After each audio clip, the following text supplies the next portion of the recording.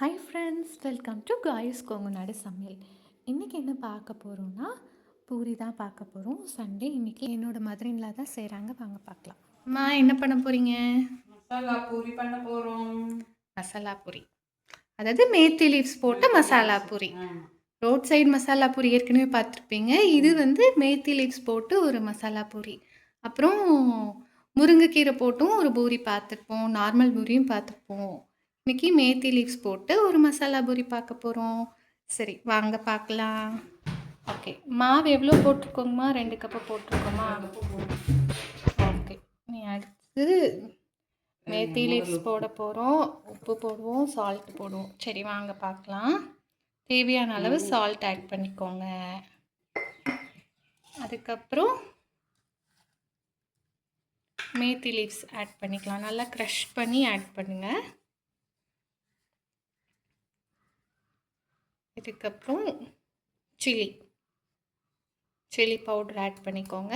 Chilli flakes இருந்தால் chilli flakes கூட add பண்ணிக்கலாம். இவ்வளோதான். நாங்கள் பெருசாக மசாலா எதுவும் இதுக்கு ஆட் பண்ண போகிறதில்ல. வேணும்னா நீங்கள் கரம் மசாலா இதில் வேணாலும் ஆட் பண்ணிக்கலாம். ஏன்னா நாங்கள் வந்து உருளைக்கிழங்கு மசாலா இருக்குது. ஸோ ரொம்ப மைல்டான மசாலா தான் போட்டிருக்கோம். நீங்கள் வேணும்னா கொஞ்சமாக மஞ்சள் தூள் ஆட் பண்ணிக்கலாம். கரம் மசாலாவும் ஆட் பண்ணிக்கலாம். 1 பிஞ்ச் ஆட் பண்ணிக்கலாம். இப்போ இதோடு நாங்கள் பிசைஞ்சு பூரி போட போகிறோம்.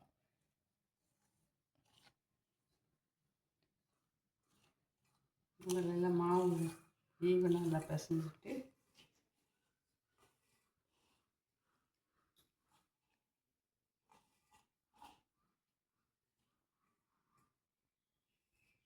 எல்லாம் தண்ணி ஊற்றுறதுக்கு முன்னாடி எல்லாமே ஈவனாக பிசைஞ்சிட்டு அதுக்கப்புறம் தண்ணி ஊற்றுக்கிறோம்.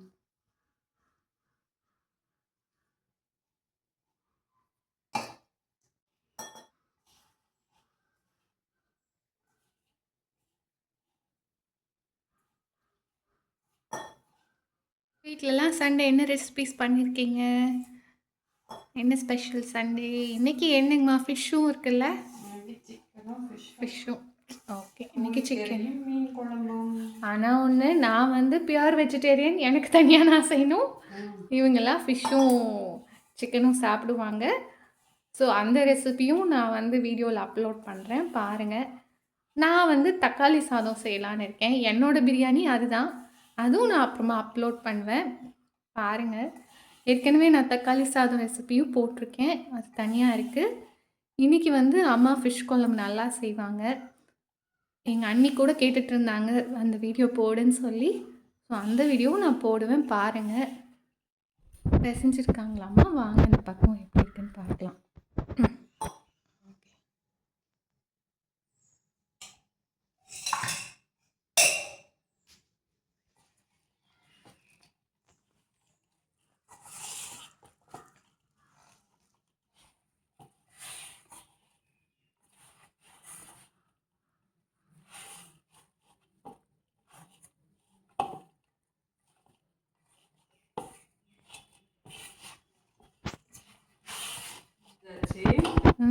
ஓகேங்கம்மா.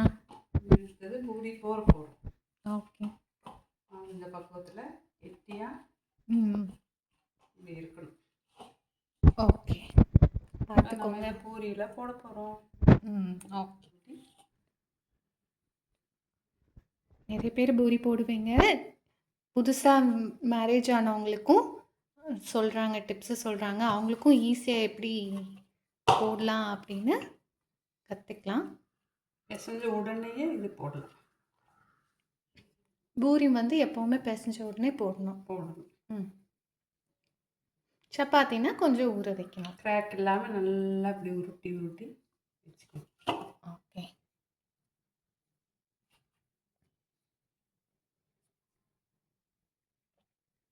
நிறைய பேர் பார்த்துருப்பீங்க, அந்த முருங்கைக்கீரை பூரியும் பார்த்துருப்பீங்க.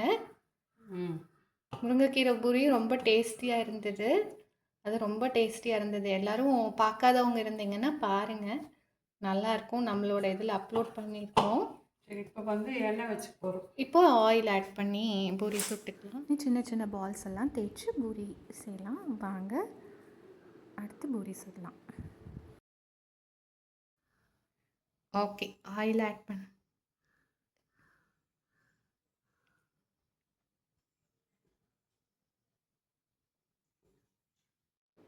இனி ஆயில் ஹீட் ஆகட்டும். எண்ணெய் காஞ்சிட்ருக்கு. ஓகே, பூரி வந்து தின்னாவும் இல்லாமல் திக்காவும் இல்லாமல் மீடியமாக தேய்ச்சா தான் பொங்கி வரும். இப்போ ஒரு பூரியாக தேய்ச்சி வைக்கிறாங்க. உங்களுக்கு வேணும்னா நீங்கள் கொஞ்சம் மாவு தொட்டு கூட தேய்ச்சிக்கலாம். கோதுமை டஸ்ட் பண்ணி தேய்ச்சிங்கன்னா வந்து உங்களுக்கு ஒட்டாமல் வரும். இந்த மாதிரி தேய்ச்சிக்கோங்க. அதாவது ரொம்ப தின்னாகவும் இருக்கக்கூடாது, ரொம்ப திக்காகவும் இருக்கக்கூடாது. இந்த மாதிரி இருக்கணும், பார்த்துக்கோங்க. மெயினாக புதுசாக செய்கிறவங்களுக்கு பூரி எப்படி பர்ஃபெக்டாக வரணும் அப்படிங்கிறதுக்காக தான் இந்த வீடியோ. பார்த்துக்கோங்க எந்த சைஸில் இருக்குது அப்படின்னு நீங்கள் செக் பண்ணி பார்த்துக்கோங்க. எப்போவுமே பூரிக்கு வந்து உடனே போட்டால் நல்லாவே புஃப்னு கிடைக்கும். ஸோ சாப்பிடும்போது சூடாக செஞ்சால் நல்லாயிருக்கும். சரி, ஸோ இது லைனாக தேய்ச்சி வச்சுட்டு போட்டிங்கன்னா டக்கு டக்குன்னு பூரி ரெடி ஆகிடும்.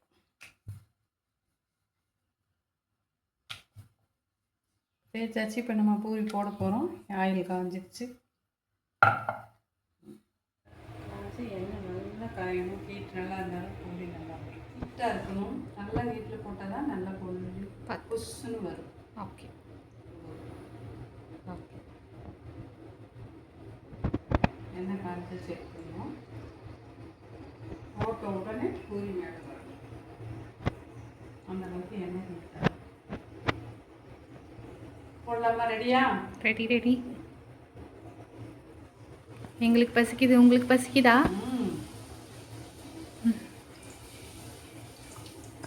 சண்டே அன்னைக்கு ரிலாக்ஸாக எழுந்திரிச்சு எல்லாம் பிரேக்ஃபாஸ்ட்டு ரெடி பண்ணுவீங்க. நல்லா க்ளோஸ் அப்பில் காமிப்போம். நம்மளோட பூரி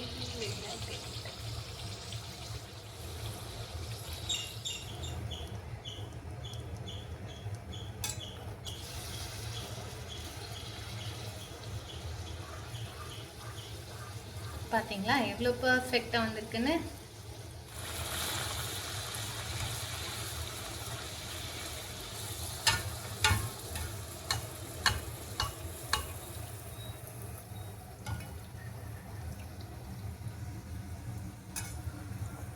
நம்மளோட மேத்தி பூரி ரெடி ஆயிடுச்சு. ஸோ இந்த வீடியோ உங்களுக்கு பிடிச்சிருந்தா லைக் பண்ணுங்கள், ஷேர் பண்ணுங்கள், சப்ஸ்கிரைப் பண்ணுங்கள். அதே மாதிரி நேற்று உருளைக்கிழங்கு சைட் டிஷ்ஷும் ரொம்ப நல்லா இருந்தது. ஸோ இந்த ரெசிபி செஞ்சு பார்த்துட்டு எப்படி இருந்ததுன்னு கமெண்ட் பாக்ஸில் கமெண்ட் பண்ணுங்கள். தேங்க்யூ, தேங்க்ஸ் ஃபார் வாட்சிங். ரொம்ப பர்ஃபெக்டான பூரி. ட்ரை பண்ணி பார்த்துட்டு கண்டிப்பாக எப்படி இருந்ததுன்னு சொல்லுங்கள். இது ரொம்பவுமே டேஸ்டியாக இருந்தது. ஸோ பார்க்காதவங்க முருங்கைக்கீரை பூரி அதெல்லாம் நம்ம ஏற்கனவே அப்லோட் பண்ணியிருக்கோம், அதுவும் பாருங்கள். அதுவுமே ரொம்ப ரொம்ப டேஸ்டியாக இருந்தது. நீங்களும் அதெல்லாம் ட்ரை பண்ணி பார்த்துட்டு சொல்லுங்கள். இப்போ வந்து மேத்தி பூரி போட்டிருக்கோம், இதுவும் பார்த்துட்டு எப்படி இருந்ததுன்னு சொல்லுங்கள். ரொம்பவுமே டேஸ்டியாக இருக்கும். கண்டிப்பாக நீங்கள் ட்ரை பண்ணி பாருங்கள், பார்த்துட்டு சொல்லுங்கள். தேங்க்ஸ் ஃபார் வாட்சிங்.